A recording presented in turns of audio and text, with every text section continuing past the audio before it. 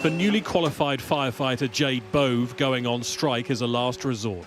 But when wages for some are less than £12 an hour, it's also essential. People are struggling and people having to go and work after they've finished this work. We're constantly putting our life at risk for the job that we do. Like, we've just sadly lost one of our own again. So every time we're going to work, there could be a chance that we're not going back home to our families. And with the job we do as well, it's a high risk of getting cancer. I just don't feel like we're paid enough at all for what we do. At Manchester Central, as at fire stations across the country, they say they've seen a decade of falling real terms wages.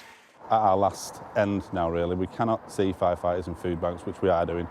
I have friends who are visiting food banks, friends who are struggling to pay bills. This isn't jumping on the bandwagon. This is ultimately, it's here and now. FBU members have voted by 88% for a strike. The union streamed a result that could mean its first nationwide strike for 20 years. And in the week when we will see thousands of teachers in England and Wales join their Scottish counterparts on the picket line, the winter of industrial discontent just grows.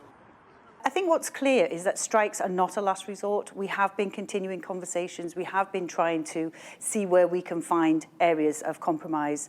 But clearly, it is not we can't do something that is going to really get in the way of our objective, which is to halve inflation. But unions rallied their supporters in London, knowing exclusive polling commissioned by Sky News shows public support for them growing.